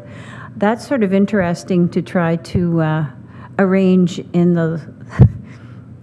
However, I would like to offer our municipal hall. We have room to set up an office once a month, once every couple months, whatever could happen. And I'm sure there's other small municipalities who could do the same thing. So maybe let the transformers come to the people who need to be transformed or need to be helped. I'm sure I'm getting a nod from the machinist as well. Oh, thank you. Good, I had that line highlighted as well. Any other questions or comments? Councillor from Petawawa. Thank you, Chair. Through you to Andrea. So there's some good news with regards to this, because I remember when we talked about it a couple months ago, there were some concerns for sure with them not retaining staff, and so it seems to me like they are going to retain staff for the present moment. But I'm also concerned about that 20-minute drive. That can be manipulated in many different ways. And we're talking about a segment of our population that needs social assistance and needs jobs, and ease of transportation is probably not something that they enjoy. So it concerns me somewhat, and as well as the smaller municipalities, but for municipalities that are close, like Petawawa and Pembroke, I can see them trying to put one central office and saying, well, everybody can drive there, when in reality it's not as easy as you think. So I'm hoping that the brick and mortars that are in place will stay in place. So it'd be interesting to see what happens going forward. And it's interesting to see, I think a couple of months ago, it was just Serco, which I do believe is an American company, and now the name is Serco Canada. And I'm trying to decide if there's been a change made here, or... Did you want to respond? Yes, Director Lapine. Thank you, Chair, and through you to committee. Just a couple comments with what you have identified. First and foremost, we really spent some time on the phone. Well, we actually met some of the key players back in November when we traveled to Kingston, and we always showcase we are the largest geographic municipality. And then when we had the phone call Teams meeting, we said, we really want you to come and experience what the travel is like. And they contemplated that and have agreed to come probably in June to come. And so we're going to take them on tour. We want them to have that experience and understand that, you know, if you live in Head Clare Mariah or you live in Wilno, what's 20 minutes look like and such. So we're really hopeful. They were very on board with identifying. They had put up a map of the county of Renfrew and had some heat spots on there where, you know, those offices that are currently in place are not within that 20-minute drive, and they want to make sure that they bring that service. So we will definitely keep you apprised of how things go.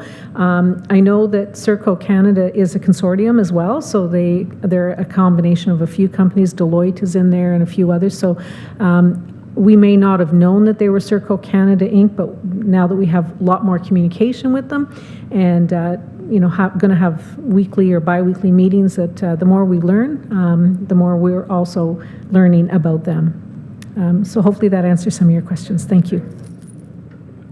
Okay, any more questions on that one? No. Item number 5, Ontario Works Service Plan Addendum. None. Item 6, Renfrew County Risk Watch. Councillor from Pembroke, please. Thank you, Madam Chair. Through you, this service, which will be mobile, is traveling around. How do people go there? Are they referred by a physician? Do they just go if they feel they're suffering from some particular stressful or mental issues? How does the process take place? Yes, please. Thank you, Chair, and through you to Councillor Giacono.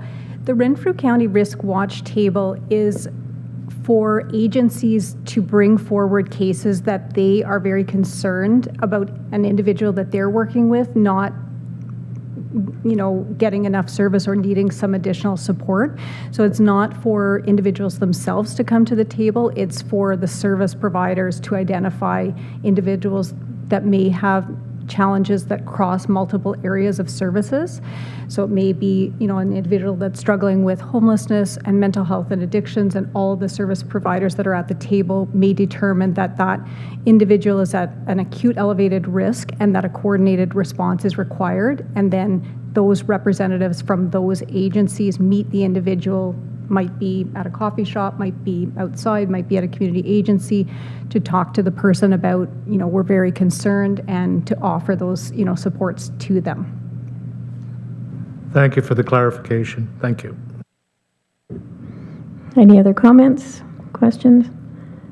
No. Item number 7, staff training. None? Okay, I believe next is the Child Care and Early Years report, please. Thank you, Chair, and through you to committee, good afternoon. The Child Care report starts on page 65 of your electronic package, and I will start with the information items. Item number 1 is the 2022 Early Years and Child Care Annual Report. So I've attached as Appendix 1 a memorandum dated February 14th from Holly Moran, the Assistant Deputy Minister with the Ministry of Education in the Early Years and Child Care Division. And this is regarding the 2022 Early Years and Child Care Annual Report, which contains detailed information about the whole child care and early years system, as well as Ontario's progress in line with its agreements and commitments to Canada. The data is collected from the child care licensing system and an annual data collection from licensed child care centers and home child care agencies. The memorandum does have a direct link to the Ministry of Education's website where the report can be found, and you'll find an annual snapshot of the whole early years and child care system and trends over the years from 2012 to 2022, including key data and measures. Item number 2 is the 2022 licensed childcare data profiles. So as attached as Appendix 2 is another memorandum that's coming from the ministry, this time from Max Philippe Holot, who is the manager of the Financial Accountability and Data Analysis branch of the Ministry of Education. And it references the licensed childcare data profiles for 2022, which provide detailed information from the provincial service system manager and First Nations community perspectives. The data, again, has been captured through the childcare licensing system and the licensed childcare operations survey and is as of March 31st, 2022. What we have attached as Appendix 3 are the details of the data profile for the County of Renfrew. I can tell you that the full data profile document for the whole province, which includes all municipalities, was 439 pages long, so we didn't include that as a full attachment here, but certainly if anybody is interested in seeing the full document, we can send that out by email. Item number 3, Childcare in Early Years Professional Learning Day. So on March 24th, 2023, a full-day professional learning seminar, which was entitled Play, Learn, Think, was hosted in person by our childcare and early years team at the Best Western in Pembroke and was attended by over 130 participants in the childcare and early years sector. The training was facilitated by an educator by the name of Pierre Harrison, who explored the foundation of play and its importance in the healthy development of children. And I can tell you the day went extremely well with a lot of positive feedback from the attendees. A big thank you goes out to the staff on our team who worked very hard to organize the day, and a special thanks to the warden, our chair and CAO for taking some time out of their very busy schedules to bring some greetings to the group. I know that it was very, very much appreciated by the attendees. I can also mention that we have a little extra swag from the day in the form of some tumblers, that County of Renfrew tumblers. And I have my earlier supervisor in the gallery today, Tanis Levine, who has these extra tumblers for anybody who would like to have one at the end of the meeting. We can hand those out. I see that CAO Kelly has his handy here, so that's good to see. I wanted to mention that our next full professional learning day, known as May Day, is being held on May 12th at the Germania Club, and we're very excited to say that this is going to mark the 10th May Day that we've held, and we are expecting over 300 people to attend from the childcare and early years community. And our childcare and early years team would like to extend an invitation to all members of this community services committee if they're interested, and I can send out some more information on that. And that brings me to the end of my information items. Chair, would you like me to proceed? I think I'll ask for questions on the information items. Excuse me. Item number 1, the 2022 Early Years and Childcare Annual Report. Any questions on this? No. Item 2, 2022 Licensed Childcare Data Profiles. Question from Whitewater Region, please. Thank you, Chair. And more the data that was provided triggered some questions. I noticed that some of the reports show a decrease in for-profit spaces and even not-for-profit spaces going towards schools. And if there was any comment as to why we might see that trend, for-profit leaving the market and less not-for-profit with more seats being available at schools. Is that trend going to continue? Or any other comments they might have towards that?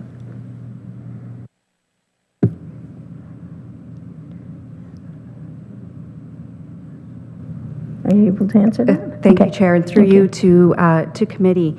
I'm not 100% sure about that particular the particular trend about the for-profits. We certainly do see a much lower amount. Especially right now, we have 2 for-profits. My apologies, 3 for-profits, and the remaining of our centers are not for-profit. But I can't provide comment on as to why that particular trend is. As for spaces in schools, again, I'm not quite sure. I can look into that further and provide some more information if that's helpful. If Chair, if I could, Yes, please, go ahead. Thank you. The perspective I'm taking is the strategy going forward, and I'm doing this selfishly from a lower tier perspective.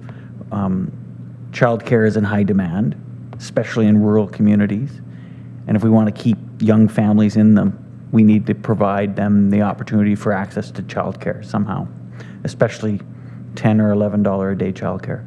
So if there is any recommendations for strategies that might come from those trends, I'm very curious to see if there's something we could consider either at this level of government or lower tier.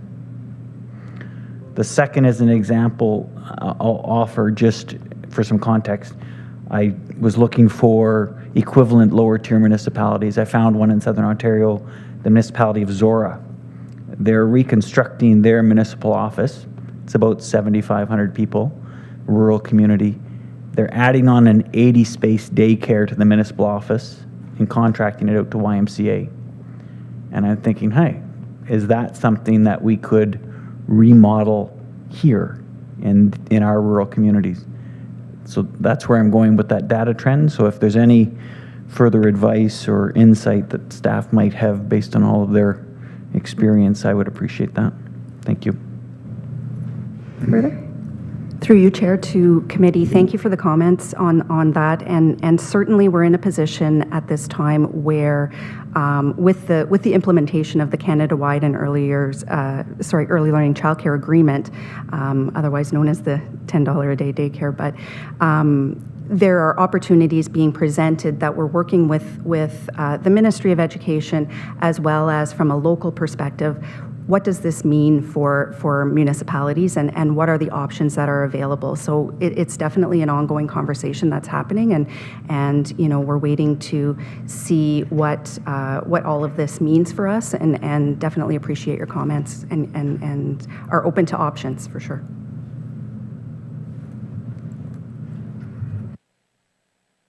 Thank you. I'll wait in, Chair. So just to note, Renfrew County Place, as you know, has a child care center in it, one of our facilities. And I know Mattaway Center is also negotiating with a daycare center as it gets rebuilt in Renfrew too. So I think you'll start to see that trend, I think, as things get rebuilt or renovated as well. Thank you, Mr. Kelly. Any other questions on this? Councillor Service from Petawawa. Thank you, Chair. Through you to staff. I guess I'll weigh in here. I'm just going to give you a hypothetical situation. Should a municipality have a daycare and the individual that's running that daycare indicate that they may be retiring soon, which may jeopardize the entire operation, is there something the county can do to step in terms of all these different programs that are being offered and take over that facility?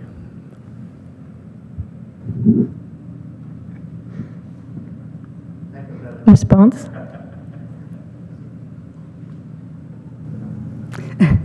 Thank you, Chair, and through you to committee.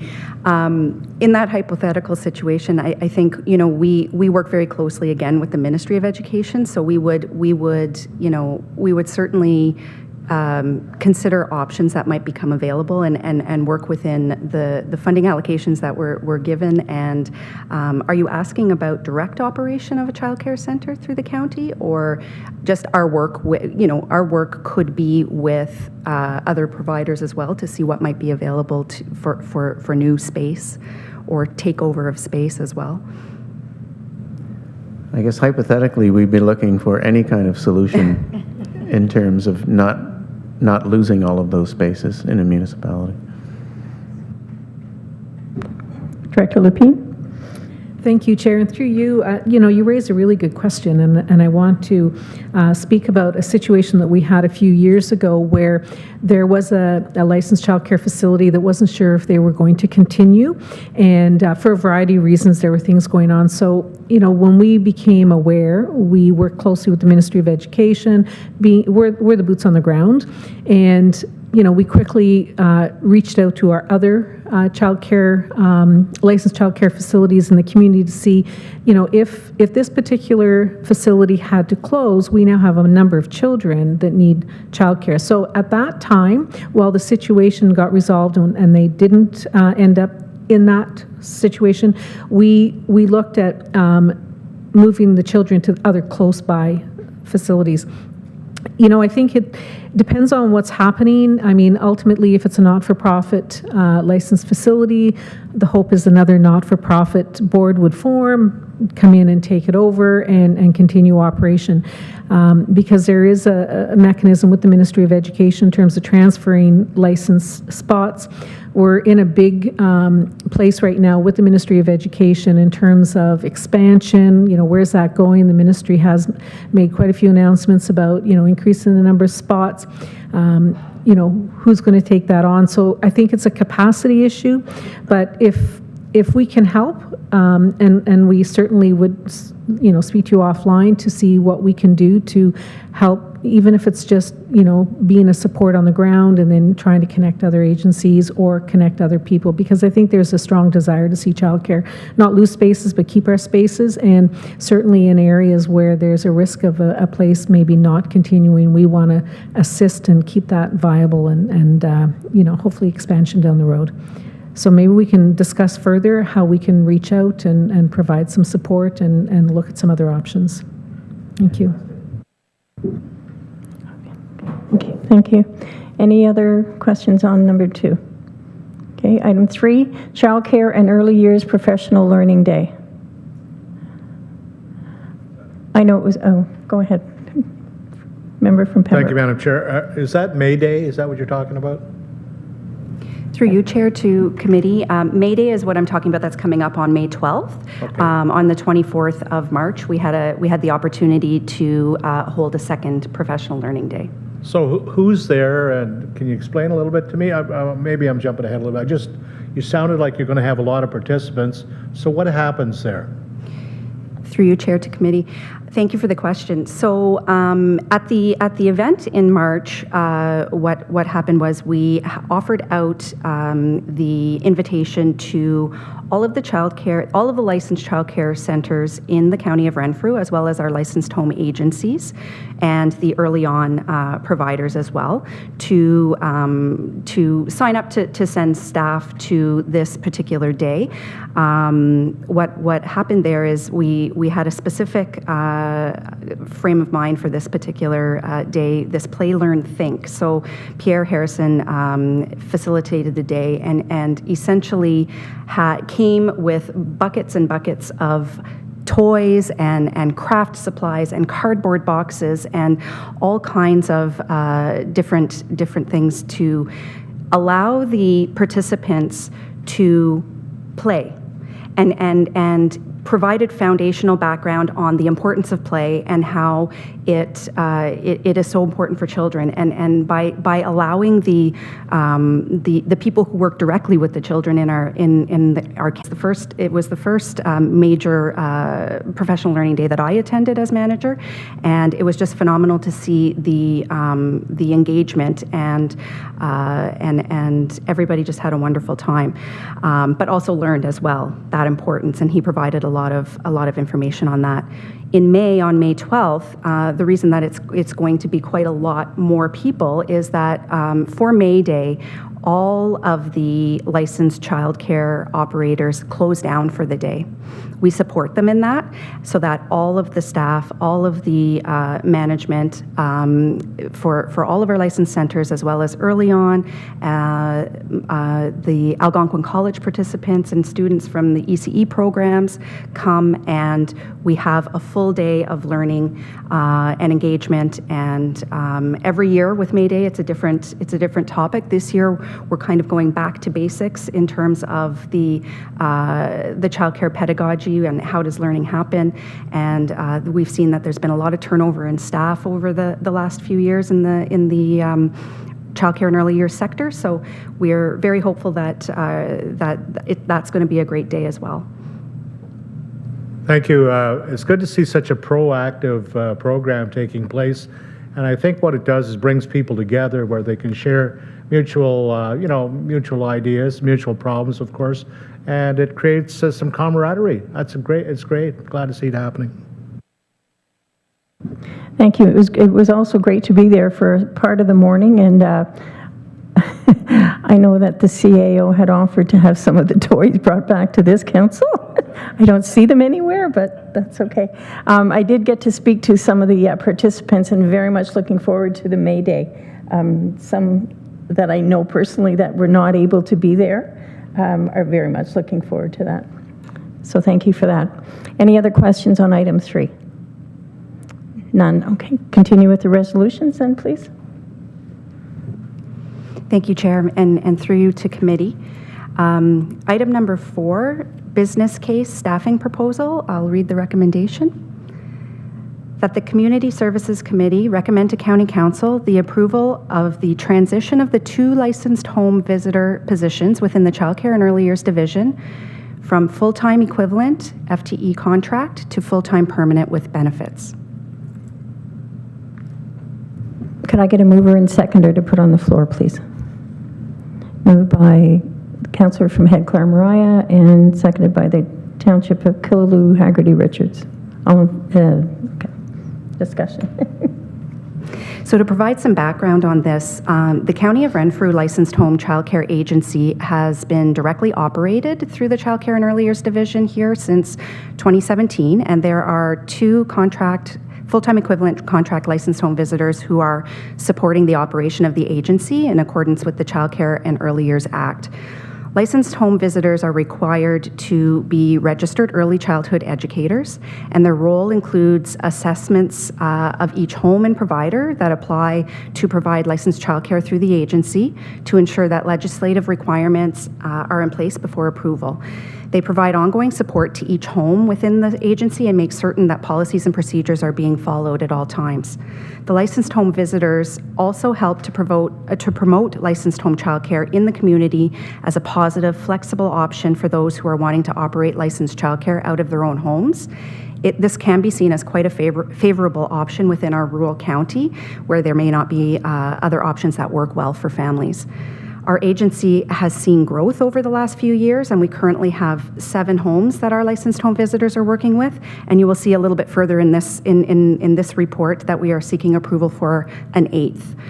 This growth and the potential for more shows a stability that we feel would support full-time permanent staffing in the County of Renfrew Licensed Home Child Care Agency.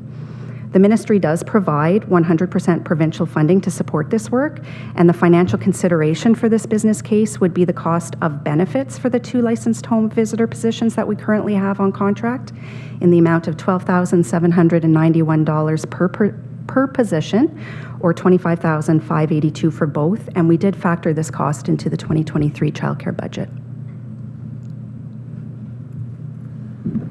Any questions? No, I'll call for the vote. All in favor? Carried. Continue on, please. Thank you, Chair. Item number 5 is another business case staffing proposal, and the recommendation is that the Community Services Committee recommend to County Council the approval of an additional full-time permanent inclusion coordinator position with benefits within the Child Care and Early Years Division. Can I get a mover and a seconder, please? Moved by Killaloe Haggerty Richards and seconded by the member from Whitewater Region. Thank you, and I'll provide some background on this one. So since 2007, the County of Renfrew Child Care and Early Years Division has been responsible to directly operate inclusion services. The province of Ontario provides special needs resourcing funding to service system managers to support the inclusion of children with special needs in licensed childcare settings, including home childcare, camps, and authorized recreation programs at no additional cost to parents or guardians. Under the Child Care and Early Years Act, a child with special needs means a child whose cognitive, physical, social, emotional, or communicative needs, or whose needs relating to overall development are of such a nature that additional supports are required for the child.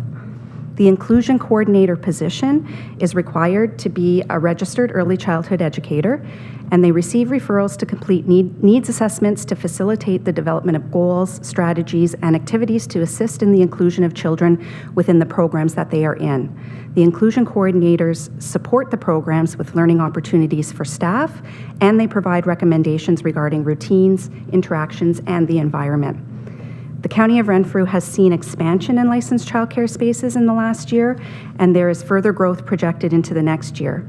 As a result, we have seen an increase to our referrals for inclusion services. And just to give some perspective, since April of 2022, there has been 39 new active cases, new active children since last year. 2 new special needs resourcing purchase of service agreements have been brought to committee and council and signed with centres. A 3rd special needs resourcing agreement is being brought for approval further in this report today by our largest childcare centre in Pembroke, and we know they have at least 10 children to be referred. We have a new centre, Bamunzi, that just opened last week, and we're already starting to see referrals coming in for inclusion services. And another new centre that we know is opening in the fall as a part of the new Francophone school build in Arnprior that's going to be run by one of our existing providers, Coeur de Jeunes. There has been an increase in referral for inclusion services as there are many more children showing needs. The pandemic has played a big part in social interaction and self-regulation and mental health concerns in children, and there is a definite need for greater support within our centres. Currently, there are 4 full-time inclusion coordinators supporting caseloads of approximately 45 children in each in various centres throughout the county, and we have been trying to avoid the need for a wait list as the work with these children is so immediate and important. But with the new centres and new agreements in place, there is more need for more support, and another inclusion coordinator would alleviate some of the new and existing pressures to create a better balance and more support for the children, the parents, and the childcare programs. The total cost of hiring another full-time permanent inclusion coordinator with benefits is $76,933. The Ministry of Education does provide special needs resourcing funding through our childcare and early years budget that is 100% provincial, and there's flexibility within our current budget to allow for this cost. Thank you. Are there any questions on this? Seeing none, I'll call for the vote. All in favor? Carried. Bylaws, please. Thank you, Chair. Item number 6 is an amendment to Bylaw 14-15, County of Renfrew Special Needs Resourcing. I'll read the recommendation. That the Community Services Committee recommends to County Council that bylaw number 14-15, authorizing the County of Renfrew to enter into an agreement with childcare agencies and recreation programs for special needs resourcing funding, be amended to enter into a special needs resourcing agreement with Wise Owl Childcare Centre. Can I get a mover and a seconder, please? Moved by Whitewater Region, seconded by the member from Pembroke. Read the background, please.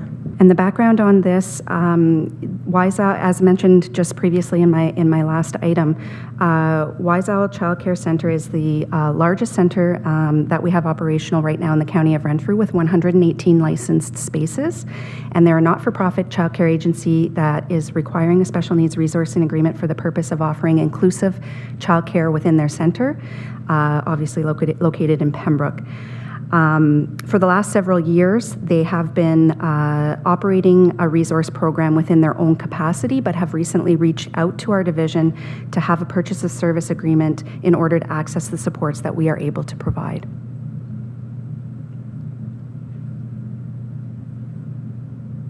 Any discussion or questions on this?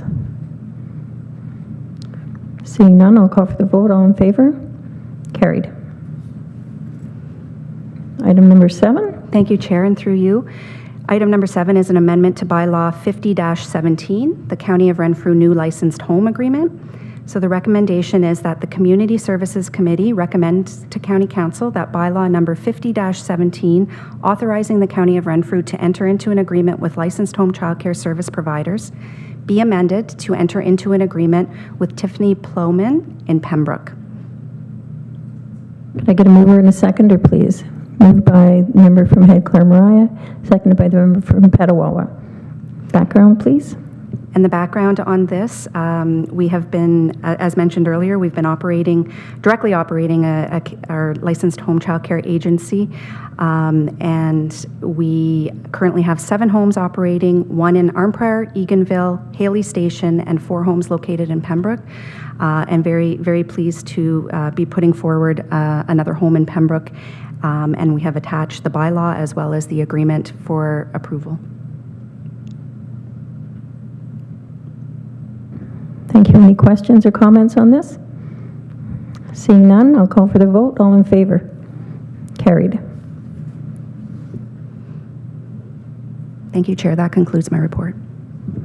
Thank you. Could I get a mover and a seconder to accept the report as a whole?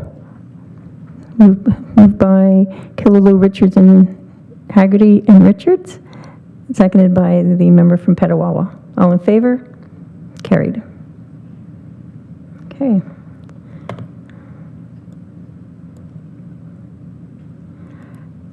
New business. There is no new business. We have a closed meeting pursuant to Section 239 of the Municipal Act 2001 as amended for the purpose of information explicitly supplied in confidence to the municipality or local board by Canada, a province or territory, or a crown agency of any of them. A mover and a seconder, please. Member from Pembroke and the member from Killaloo, Haggerty, and Richards. All in favor? Carried.